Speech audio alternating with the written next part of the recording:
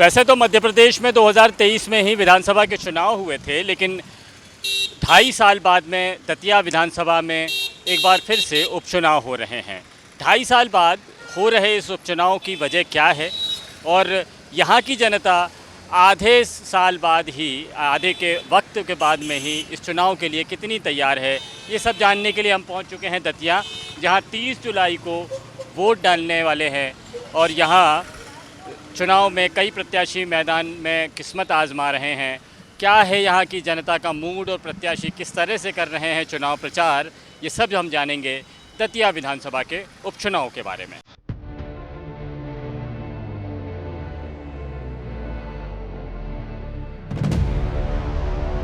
नरोत्तम जी को टिकट नहीं मिला है, इसका बहुत दुख है, लेकिन दादा ने खुद निवेदन किया है कि आप सब लोग इनको सहयोग दीजिए। क्या हवा कहाँ की है? हवा एकदम बीजेपी की है। कांग्रेस ही है, कांग्रेस ही रहते।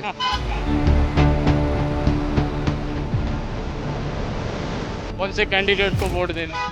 अब वो नहीं बता पाए किसको देना चाहते हैं, वो आत्मा में होगा उसको बताएंगे आप।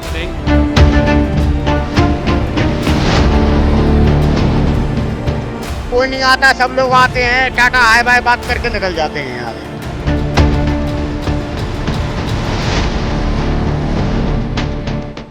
इस देश में कांग्रेस और बीजेपी ने 70 साल से राज किया है। आज की बात करो तो तत्काल विकास अक्सर बीजेपी ने किया।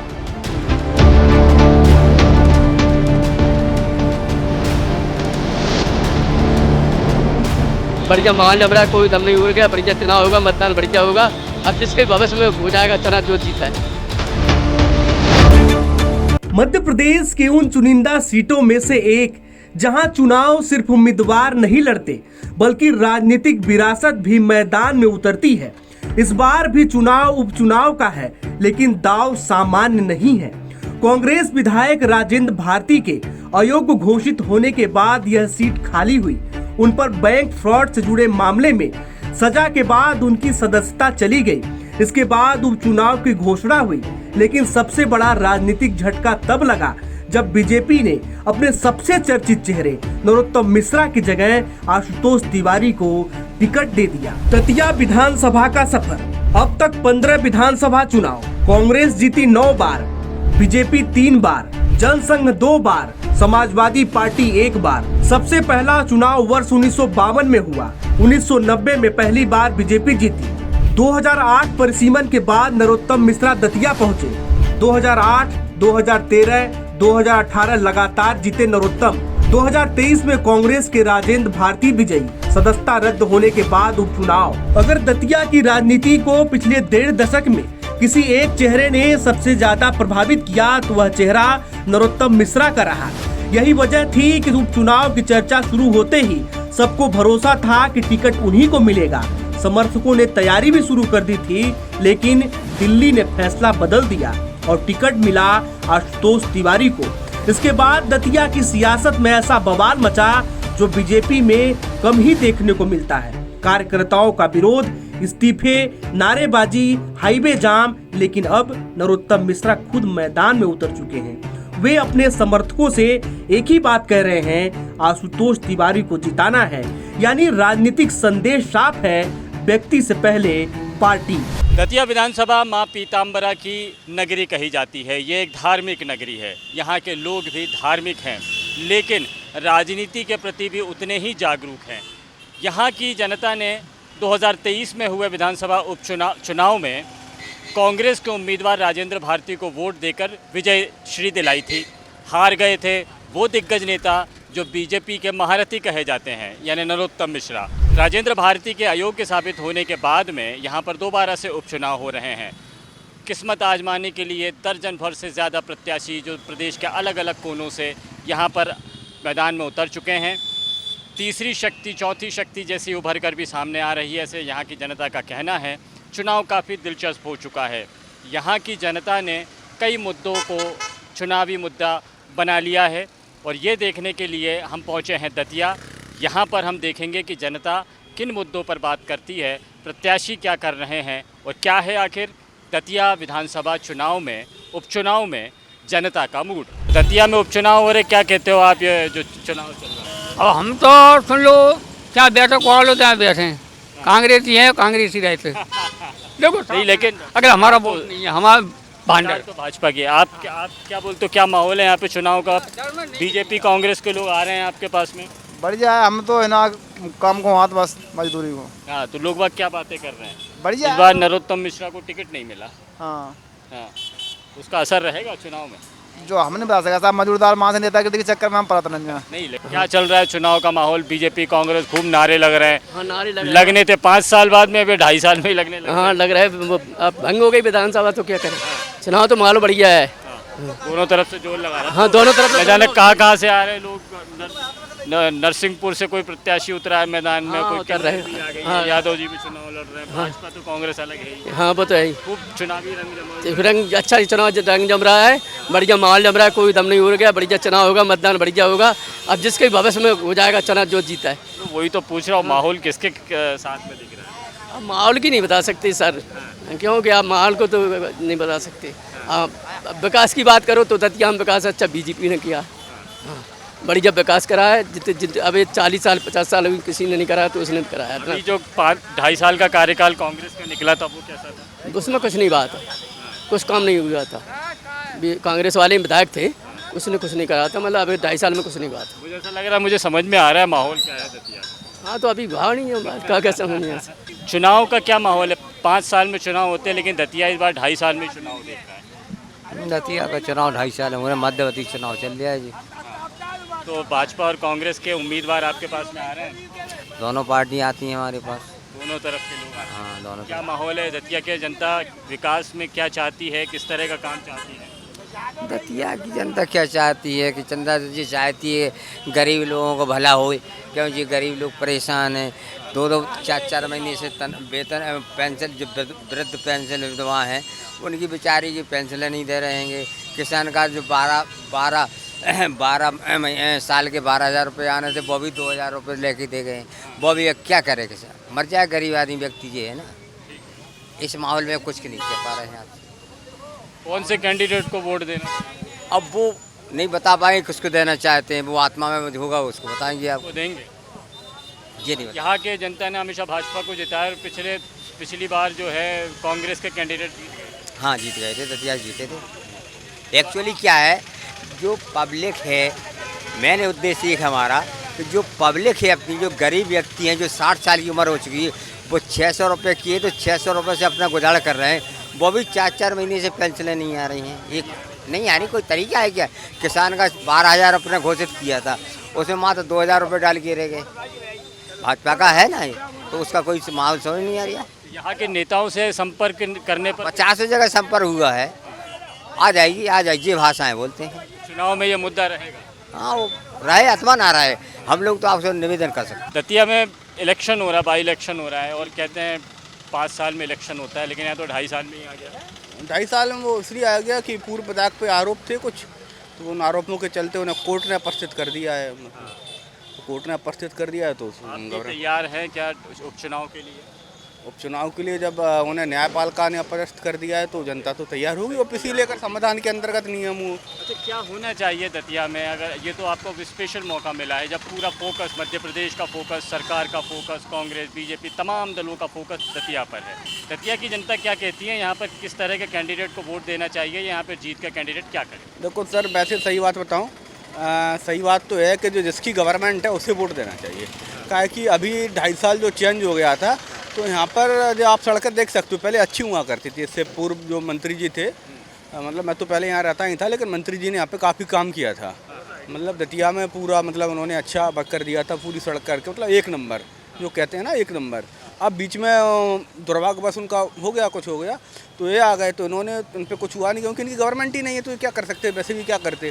तो मैं तो यही करूँगा कि जो शासन है उसी को दो, कम से कम उसके अंडर में, उसके ऊपर गवर्नमेंट रहती है, तो वो यहाँ पे पैसे लाएगा और विकास की बात करेगा, विकास होगा। नहीं कुछ नहीं है, परेशान है हम लोग। क्या है, मजदूरी कम हुई है यहाँ पे। कितने प्रत्याशी आते हैं मैदान, मतलब आपसे मेल मुलाकात संपर्क चल रहा होगा? कोई नहीं आता, सब लोग आते हैं, टाटा हाय बाय बात करके निकल जाते हैं यहाँ से। हाँ चौराहे पर आते हैं, चौराहे पे पुलिस वाले हैं, पुलिस वाले मारते हैं हम लोगों को। गाड़ी में लोग डालते हैं। हम तो मजदूर आदमी हैं, यहाँ पे ठाड़े होंगे तो हमें क्या है, यहाँ पे रोजी रोटी कमाना है, दो बच्चे, दो मतलब जो परिवार पालना है यहाँ पे। कैसा है भैया चुनाव का माहौल यहाँ पे? इस दतिया में वैसे सबसे पहले तो इस देश में कानून व्यवस्था सही होने चाहिए और इसके साथ साथ में शिक्षा। इस देश में कांग्रेस और बीजेपी ने 70 साल से राज किया है। आज तक इस देश में सबसे ज़्यादा हर चीज़ प्राइवेटकरण कर रहे हैं लोग बाग। शिक्षा की ओर देखिए, आज रात दिन क्या हो रहा है। दिल्ली में देखिए जंतर मंतर पे कितना माहौल ख़राब है। ये सरकार इस नए युवा को तो कुछ करना ही नहीं चाह रही है।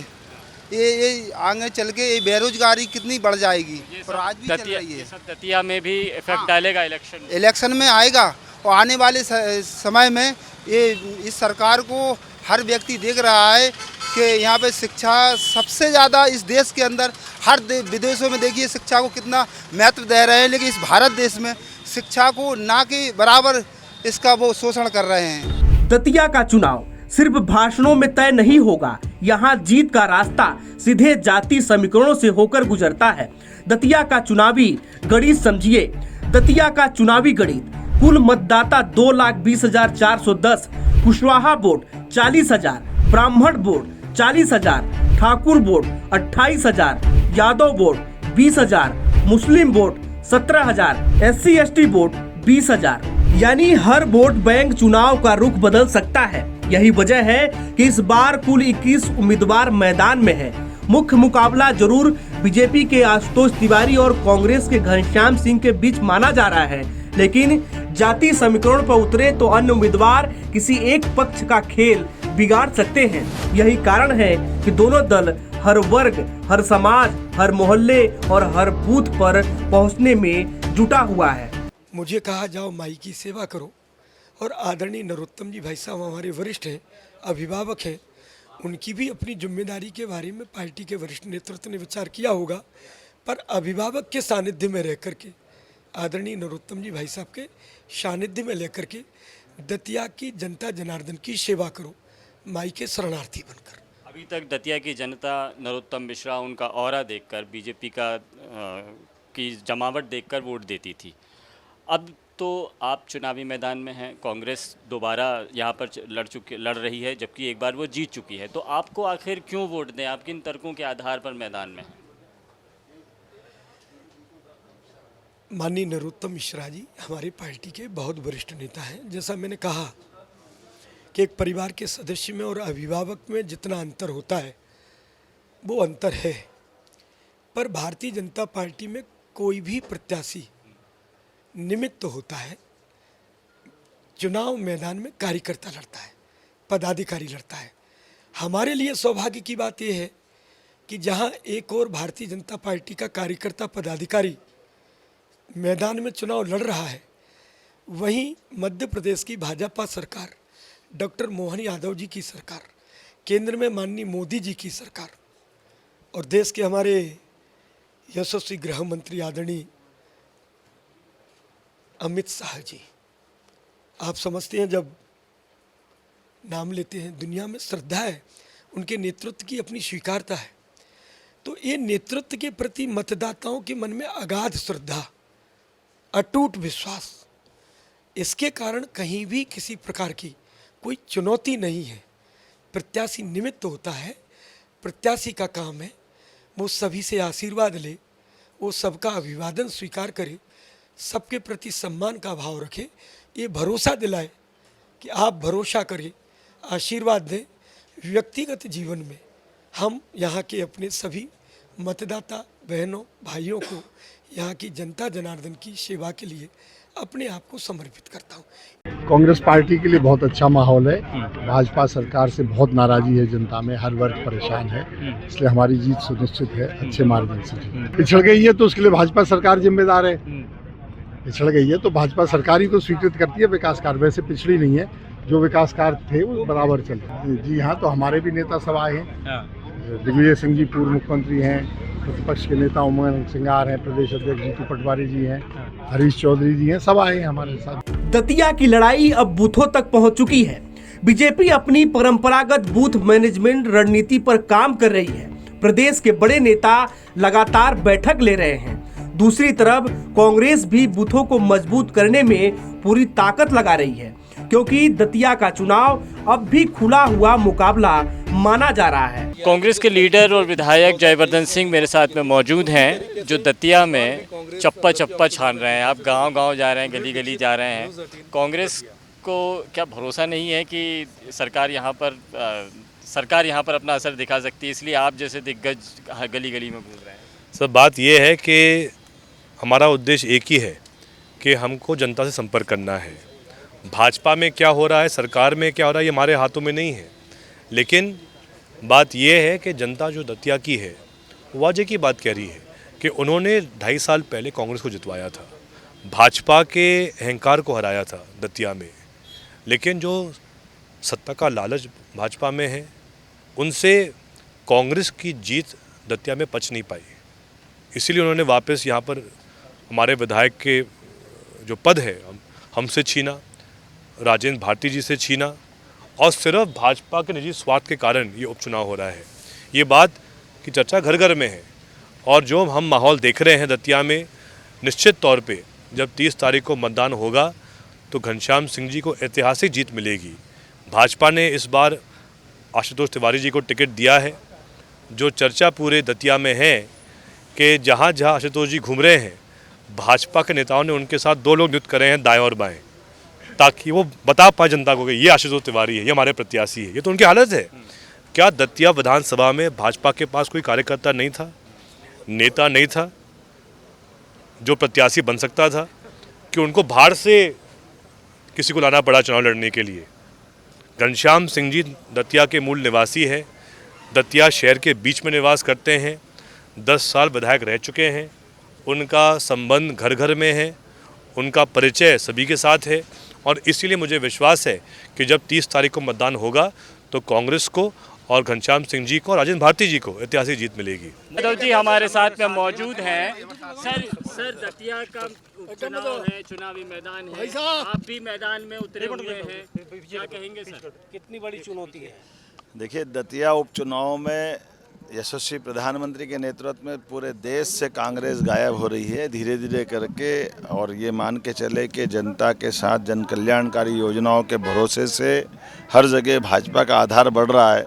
और ये ग्वालियर अंचल की दतिया माँ पीताम्बरा पीठ का वो स्थान है जहाँ निश्चित रूप से भारतीय जनता पार्टी की प्रचंड बहुमत होगी।